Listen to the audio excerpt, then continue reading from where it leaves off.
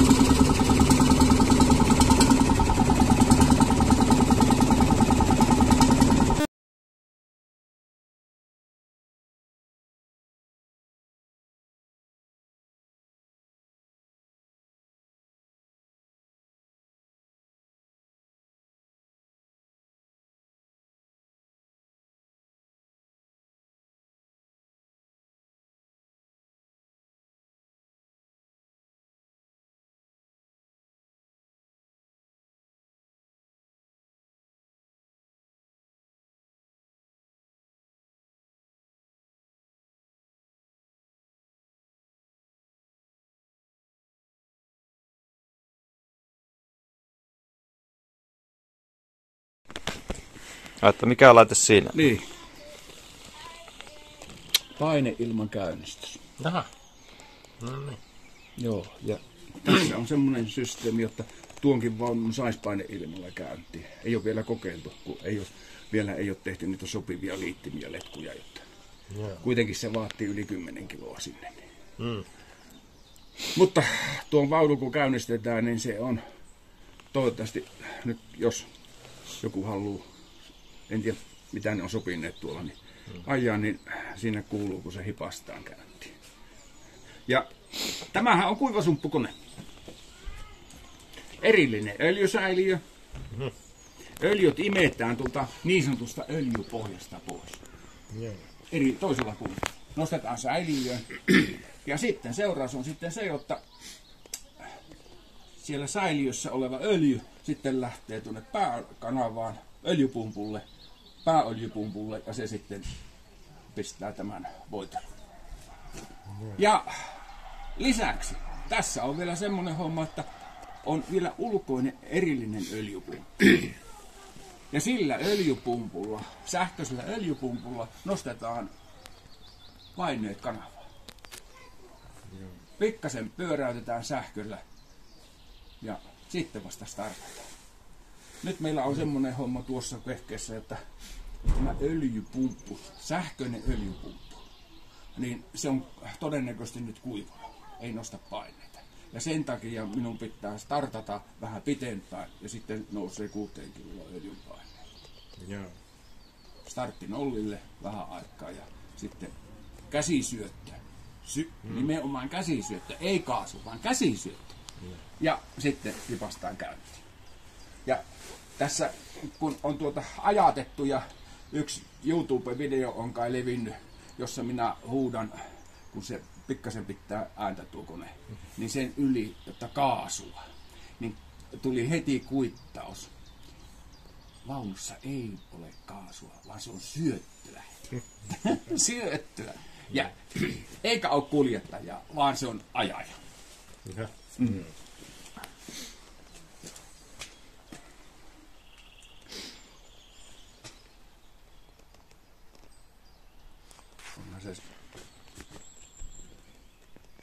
Tehän silloin 20-30-luvulla niin jenkithän vei teknologiaa. Ja sinnehän sitten perustivat niitä autotehtaita.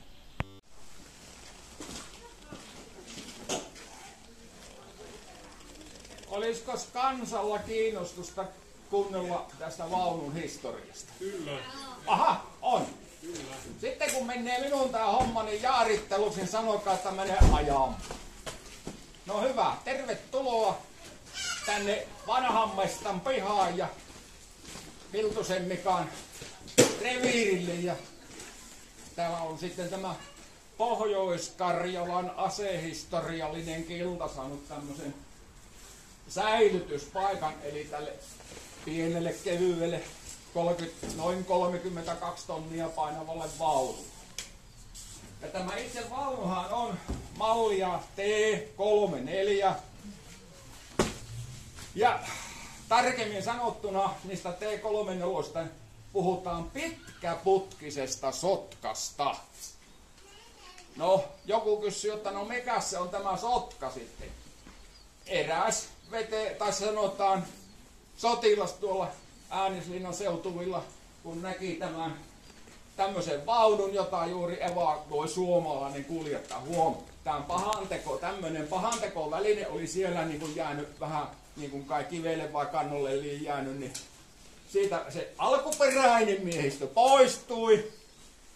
En tiedä sitten miten pitkälle ne pääsivät, mutta sitten suomalaiset ajoivat sen omiin asemiin, niin siellä yksi mies tuumasi, että tuohan keinuu kuin sotka. Vesilintu, niin kuin Lainella menee, niin se pitkä nokka siellä oli näkynyt. Niin siitä sai tämä vaunutyyppi nimensä. Ja se nimi on elänyt tähänkin päivään asti. No hyvä. Noin 32-34 tonnia painaa tämmönen sotkavaunu. Ja sen, niin kuin sanotaan, malli on vuodelta 1934. Pitkäputkiseksi tämä tuli siinä sodan jossakin 42-43 näitä alkoi olla sitten Suomenkin rintamalla. Ja sitten niitä jäi sitten suomalaisten, niin kuin sanotaan, sotasaaliksi muutama kappale ja jopa Suomen armeija vielä 50-60-luvullakin taisi jollakin ajaa ja sitten niitä sitten romutettiin. No tämä vaunu on semmoinen, että tämä on valmistettu runkoleiman mukaan 1952 Tsekkoslovakiassa.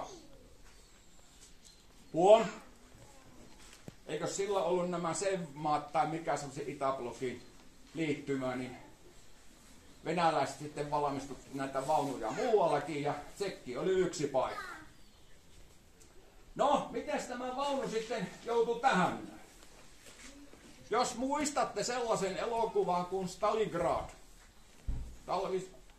talviolosuhteissa, siellähän oli pikkasen lunta ja jäätä, niin siinä elokuvan tekovaiheessa kävi semmoinen HTI, eli harmittava takaisku, niin kuin sanotaan. Kuvauspaikka Keski-Euroopassa, sieltä hävisi lumet. Mitenkä kuvaat talviolosuhteita, jos ei ole lunta? No, eihän siinä mitään muuta kuin 3 vaunua Antonov kuljetuskoneeseen Rovaniemelle. Siellä sitten tuonne ampumakenttäalueelle, eli Rovajärvelle, ja siellä ne sitten kuvasivat ja nimenomaan tämä vaunu niissä kuvauksissa poltettiin. Jotta siinä kävi sitten tälle vaunulle sitten suomalaiset, tai sanotaan saksalaiset siinä elokuvassa, niin tuhosivat näitä. No, kuvaukset päättyivät. Kuvaaja ja tuottaja miettivät, että hei, paljonko se maksokaa se rahti sieltä Keski-Euroopasta tänne. Totesivat, että antapa näiden vehkeiden olla. Ja sitten tietystikin suomalaiset niin olivat hiukan kiinnostuneita näistä vaunuista ja niinhän ne jäi sitten tuonne pohjoiseen. Ja sitten Lakan Vihtori osti tämän vaunun Joensuuhun. Lahjoitti sen sotaveteraaneille. Vaunu oli vähän aikaa siinä Torikadulla. Kuka muistaa semmoisen firman kuin H.S. Pitkänen? Tunturimopoja muun muassa möi. Eli se oli siinä Kino-Karjalan kulma oli justiinsa siinä toisella puolella. Olihan nyt oikein Kino-Karjala. Vanha Jokilaki oli siinä aika lähellä. Ja joo, no nyt, no niin, tuli tutumpi paikka heti. Kolmittain Jokela tonttiin, niin oli tämä vaunu siinä ja kuinka se ollakaan, niin sotaveteraanit totesivat, että heille on ylivoimainen, niin kuin sanotaan, pitovaikeus. Heiltä loppuu niin kuin miehet ja into niin ne lahjoitti tämän, tai en tiedä onko ne mitenkä ne on tehnytkään, mutta sitten Pohjois-Karjalan asehistoriallinen ilta rupesi tätä niin kunnostamaan ja isännöimään niin sanotusti. Ja seuraus on sitten se, että vaunua on pikkasen pitänyt sepittää, koska siellä oli kuulemma niin hiukan nämä muonipäällysteiset johdot niin palaneet karrille. No, vaunulla on oltu näytöksissä, on tehty koeajoja ja sitten on jopa niin kuin tänäkin päivänä, jos joku haluaa sopivaa korvasta vastaan, niin pääsee tuonne kuljettajan paikalle ja minä sitten yritän antaa pikaopetuksen ja ajetaan. Sitten semmoisia turvallisuusmääräyksiä, että kun vaunua ruvetaan käsittelemään eli ajamaan, niin silloin niin kun pyydän, jotta pysytte hiukan kauempana ja innokkaat lapset varsinkin, niin muistakaa pitää isästänne kiinni, jotta se ei karkkaa tuonne vaunun lähelle. Joo. Näin. Haluaisitteko te ehkä mahdollisesti kuulla, miten se toi Ai niin, tästähän unohtui kokonaan teknisiä muitakin tietoja. 4 miestä, 85 millinen tykki ja sitten pikakivääreitä on 2 kappaletta. Vaunun sisällä on, aina riippuu tilanteesta, niin noin 75 laukausta. Osa on panssarilaukauksia, osa on sirpalegranaatteja. Joissakin ohjeissa sanotaan, että siellä vielä on semmoisia kuin shrapnelleja, mutta sirpaleet ja panssariammukset olleet ne pääasiassa. Ja 2 pikakivääriin on vähän, minkälainen laatikko on sattunut siinä miehelle tulemaan, niin vähän yli 2000 pikakiväärin, eli yhtä kuin kiväärin patruunaa siellä. Ja niillä ne sitten yrittää puolustaa ja tuhota edessä olevaa vihollista. Vaunun moottori on V12, noin 38 litraa. Ja tuolla on varamoottori. Sitä voi sitten käydä katsomassa ja saapi pikkasen hiplatakin sitä ja ihmetellä sitä, että tuommoinen on tämän perällä, joka sitten liikuttaa tätä kevyttä noin 32-34 tonnista. Varoituksen sana sitten, jos kannelle tuutte, niin moottoritilasta tulee vähän öljyä aina silloin tällöin, että jos on ihan kaikkein valkoisin huppari, niin kannattaa jättää. Joo, aha.